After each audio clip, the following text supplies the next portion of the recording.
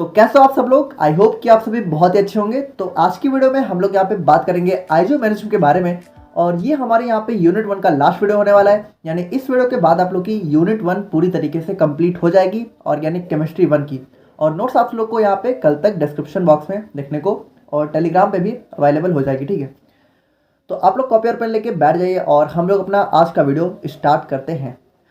तो बात करें हम लोग यहाँ पे आइसोमेरिज्म की, तो यहाँ पे देखो जो हमारे ऐसे ऑर्गेनिक कंपाउंड्स होते हैं जिनका मॉलिक्यूलर फॉर्मूला तो सेम होता है, लेकिन जो उनका स्ट्रक्चर होता है और जो उनकी फिजिकल और केमिकल प्रॉपर्टीज होती है, अगर वो यहाँ पे डिफरेंट होती है तो वो यहाँ पे क्या कहलाते हैं, एक दूसरे के आइसोमर्स, ठीक है। और ये जो हमारा फिनोमेना होता है इसको हम लोग क्या बोलते हैं, आइसोमेरिज्म। मुझे पता है आप में से कई लोगों को नहीं समझ में आ रहा होगा, तो हम लोग इसको एग्जाम्पल से समझते हैं, ठीक है। जैसे कि देखो यहाँ पे अगर हम लोग यहाँ पे इस वाले कंपाउंड की, ठीक है, और इस वाले कंपाउंड की बात करें तो यहाँ पे अगर आप लोग ध्यान से देखो तो इसका स्ट्रक्चर तो देखो अलग है, ठीक है। यहाँ पे हमारी 4 कार्बन की चेन है, जबकि यहाँ पे हमारे 3 कार्बन की ही चेन है। लेकिन यहाँ पे अगर इनके अंदर हम लोग जो है अपने कार्बन और हाइड्रोजन के नंबर्स को काउंट करें तो यहाँ पे देखो इस वाले कंपाउंड में देखो कार्बन कितने हैं, 1 2 3 4, यानी कार्बन कितना हुआ 4, ठीक है। और हाइड्रोजन कितना है, 3 + 2 यानी 5, ठीक है। और 5 + 2 7 और 7 + 3 यानी 10। तो यहाँ पे हाइड्रोजन कितना हो गया 10। तो यहाँ पे ये हो गया इसका यहाँ पे मॉलिक्यूलर फॉर्मूला, ठीक है, मॉलिक्यूलर। जब यहाँ पे सिंपल हाइड्रोजन और सिंपल कार्बन और हाइड्रोजन को काउंट करके हम लोग लिख देते हैं तो वो हो जाता है इसका मॉलिक्यूलर फॉर्मूला, ठीक है। अब यहाँ पे देखो इसका कितना है, C4H10। और अगर हम लोग इस वाले का काउंट करें तो यहाँ पे देखो कितने कार्बन है, 1 2 3 4, तो कार्बन तो 4 ही है। अब हाइड्रोजन कितने हैं, 3 + 3 6, 6 1 7, ठीक है। और 7 और +3 10, यहाँ पे हाइड्रोजन यहाँ पे भी 10 है। तो आप लोग अगर नोटिस करो तो यहाँ पे देखो दोनों का जो मॉलिक्यूलर फॉर्मूला है वो तो सेम है, लेकिन जो इनका स्ट्रक्चर है ना वो यहाँ पे डिफरेंट हो गया। तो ये दोनों क्या हो जाएंगे, एक दूसरे के आइसोमर्स, ठीक है। और यहाँ पे देखो स्ट्रक्चर की डिफरेंट होने की वजह से ना इनकी पूरी प्रॉपर्टीज भी चेंज हो जाती है। यानी इनकी फिजिकल, केमिकल, इनका मेल्टिंग पॉइंट, बॉइलिंग पॉइंट सब कुछ यहाँ पे चेंज हो जाता है, ठीक है। भले इन कंपाउंड्स के अंदर यहाँ पे कार्बन और हाइड्रोजन के नंबर तो सेम है, लेकिन चूंकि यहाँ पे इनका स्ट्रक्चर चेंज है, इसकी वजह से इनकी पूरी फिजिकल और केमिकल प्रॉपर्टीज भी चेंज हो जाती है, ठीक है। तो यहाँ पे ऐसे कंपाउंड्स को ही हम लोग क्या करते हैं, आइसोमर्स बोलते हैं, ठीक है। और यहाँ पे ये जो फिनोमेना होता है, यानी कि जो हमें आइसोमर्स देखने को मिलते हैं उसको हम लोग बोलते हैं आइसोमेरिज्म, ठीक है। यानी आइसोमेरिज्म हमारी एक टाइप की ऐसी प्रक्रिया है जिसके अंदर हमें यहाँ पे 2 ऐसे कंपाउंड्स देखने को मिलते हैं जिनका मॉलिक्यूलर फॉर्मूला तो सेम होता है, लेकिन उनका जो स्ट्रक्चर है वो यहाँ पे डिफरेंट होता है, ठीक है। बस सिंपल। अब यहाँ पे हम लोग बात करें क्लासिफिकेशन ऑफ आइसोमेरिज्म की, तो आइसोमेरिज्म को हम लोग यहाँ पे 2 कैटेगरी में क्लासीफाई कर सकते हैं। पहला हो गया हमारे यहाँ पे स्ट्रक्चरल आइसोमेरिज्म और दूसरा हो गया हमारे यहाँ पे स्टीरियो आइसोमेरिज्म। अब देखो आप लोग का जो करंट सेमेस्टर है, यानी कि सेकंड सेमेस्टर में आप लोग को अपने स्ट्रक्चरल आइसोमेरिज्म को ही डिटेल में पढ़ना है, यही आपके सिलेबस में दे रखा है। जो हमारा स्टीरियो आइसोमेरिज्म है उसको आप लोग को अपने आने वाले सेमेस्टर्स में पढ़ना है, ठीक है। तो यहाँ पे हम लोग बात करें स्ट्रक्चरल आइसोमेरिज्म की, तो इसके अंदर भी हमारे यहाँ पे 6 सब पार्ट दे रखे हैं, ठीक है। पहला हो गया हमारे यहाँ पे चेन आइसोमेरिज्म, दूसरा हो गया पोजीशन, थर्ड हो गया फंक्शनल, फोर्थ हो गया रिंग चेन, और फिफ्थ हो गया हमारे यहाँ पे मेटामेरिज्म, और सिक्स्थ हो गया हमारे यहाँ पे टॉटोमेरिज्म। तो इन सबको ही हम लोग को एक एक करके आज की वीडियो में डिटेल में पढ़ना है, ठीक है। बाकी स्टीरियो की बात करें तो इसके अंदर हमारे 2 मेन टाइप होते हैं। पहला होता है हमारे यहाँ पे कॉन्फ़िगरेशनल और दूसरा होता है हमारे यहाँ पे कन्फर्मेशनल। अब जो हमारा कॉन्फ़िगरेशनल होता है तो उसके अंदर हमारे यहाँ पे 2 सब पार्ट होते हैं, ज्योमेट्रिकल और ऑप्टिकल। अब देखो कई बुक में ना डायरेक्टली यहाँ पे ज्योमेट्रिकल और ऑप्टिकल ही दिया हुआ है, तो वो सही नहीं है, ठीक है। सही हमारा यही होता है कि हमारे स्टीरियो के अंदर ये 2 पार्ट होते हैं और ये यहाँ पे इसका सब पार्ट होता है। अब बात करें हम लोग यहाँ पे चेन आइसोमेरिज्म की या फिर चेन आइसोमर्स की, तो देखो जो हमारे ऐसे ऑर्गेनिक कंपाउंड्स होते हैं जिनका मॉलिक्यूलर फॉर्मूला तो सेम होता है। अब एक चीज आप लोग यहाँ पे ध्यान देना, यहाँ पे हमारे जितने भी आइसोमेरिज्म है, ठीक है, हम लोग जिनको पढ़ने वाले हैं उसमें सबसे पहली लाइन तो आप लोग को यही लिखनी है कि when the compounds having same molecular formula. क्योंकि जो हमारा आइसोमर्स है उसकी सबसे बड़ी प्रॉपर्टी यही होती है कि मॉलिक्यूलर फॉर्मूला तो सेम होना ही चाहिए। अब उसके बाद यहाँ पे और कौन कौन सी चीज़ें डिफरेंट है उसके हिसाब से ही इसको जो है अलग अलग कैटेगरी में क्लासीफाई कर दिया गया है। तो जैसे इसका नाम देखो क्या है, इसका नाम है चेन आइसोमर्स, ठीक है। यानी कि इसके अंदर क्या होगा कि जो हमारी प्रिंसिपल कार्बन चेन है, यानी कि जो हम लोग यहाँ पे सेलेक्ट करते हैं लॉन्गेस्ट कार्बन चेन, वो यहाँ पे डिफरेंट होती है, ठीक है। और मॉलिक्यूलर फॉर्मूला सेम होता है, तो उसको हम लोग बोलते हैं चेन आइसोमेरिज्म। जैसे यहाँ पे देखो इस वाले एग्जांपल में आप लोग सिंपली देख सकते हो कि इसमें जो हमारी लॉन्गेस्ट चेन है वो हमारी 4 कार्बन की है, ठीक है। तो इसका नाम क्या हो जाएगा, ब्यूटेन। लेकिन अगर वहीं इस वाले कंपाउंड की बात करें तो देखो कार्बन तो यहाँ पे भी 4 है, 1 2 3 4, लेकिन जो हमारी मेन चेन है वो 3 ही कार्बन की बनेगी। एक हमारा क्या हो जाएगा, एक हमारा सब्स्टिट्यूट बन जाएगा, ठीक है। हमारा कौन सा होगा, मिथाइल, ठीक है। तो हमारी मेन चेन यहाँ पे 3 ही कार्बन की बनेगी और उसका नाम क्या हो जाएगा 2 मेथाइल प्रोपेन। तो यहाँ पे आप लोग सिंपली देख सकते हो कि जो हमारी मेन चेन है वो यहाँ पे दोनों में डिफरेंट हो गई, एक में हमारा ब्यूटेन है जबकि दूसरे में हमारा प्रोपेन है। अब यहाँ पे हम लोग बात करें अपने पोजीशन आइसोमेरिज्म की, तो देखो यहाँ पे जितने भी आइसोमेरिज्म हैं उनके आगे आप लोग देखो नाम क्या लिखा हुआ है, बस उसी से आप लोग सिंपली पहचान सकते हो। अब इसमें क्या लिखा हुआ है पोजीशन, तो यहाँ पे मॉलिक्यूलर फॉर्मूला तो सेम ही होगा, लेकिन यहाँ पे डिफरेंट क्या होगा, जो हमारा सब्स्टिट्यूएंट्स है या फिर जो हमारे डबल बॉन्ड और ट्रिपल बॉन्ड है या फिर जो हमारे फंक्शनल ग्रुप है उनकी पोजीशन यहाँ पे डिफरेंट होगी। देखो यहाँ पे प्रिंसिपल कार्बन चेन भी सेम होगी, यानी अगर यहाँ पे 4 कार्बन की चेन है तो यहाँ पे भी 4 कार्बन की चेन होगी, लेकिन इनके पास में जो हमारा कुछ भी हो सकता है, ठीक है, सब्स्टिट्यूएंट भी हो सकता है, डबल बॉन्ड, ट्रिपल बॉन्ड या फिर फंक्शनल ग्रुप, तो इनकी जो पोजीशन है वो यहाँ पे डिफरेंट डिफरेंट जगह लगी होगी।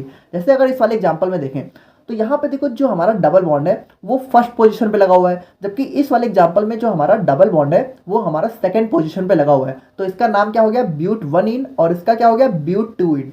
अब देखो यहाँ पे तो डबल बॉन्ड है, अब इसी तरीके से मान लो कोई सब्स्टिट्यूएंट भी हो सकता है। जैसे इस वाले एग्जांपल में अगर हम लोग देखें तो यहाँ पे देखो यहाँ पे हमारी मेन चेन ये वाली हो गई, ठीक है, 5 कार्बन की, तो हमारा नाम क्या हो गया इसका पेंटेन, ठीक है।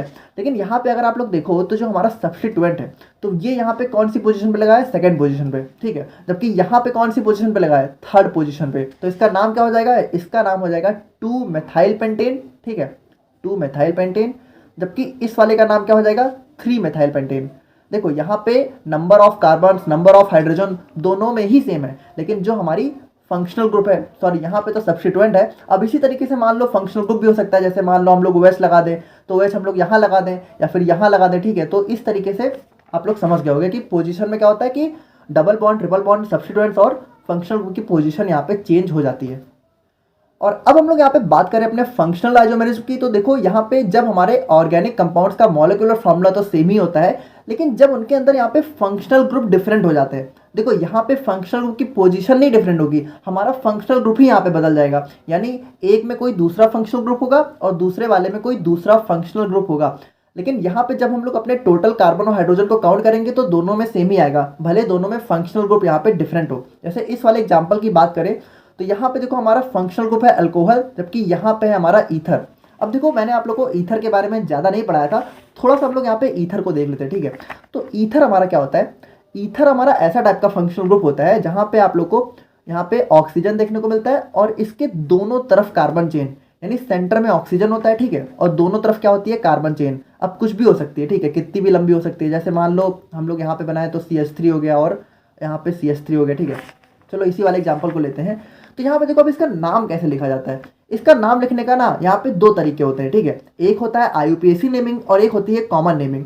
तो दोनों यहाँ पे काफ़ी फेमस है। बेसिकली यहाँ पे आप लोगों को कॉमन नेमिंग ज़्यादा देखने को मिलती है। अब कॉमन नेमिंग में हम लोग करते क्या है, तो चलो हम लोग यहाँ पे पहले जो है अपने IUPAC नेमिंग की बात करते हैं। तो अगर हम लोग अपने ईथर की IUPAC नेमिंग की बात करें तो हमारा होता है अल्कोक्सी एल्केन। अब अल्कोक्सी एल्केन का यहाँ पे क्या मतलब है, थोड़ा सा ध्यान से समझना।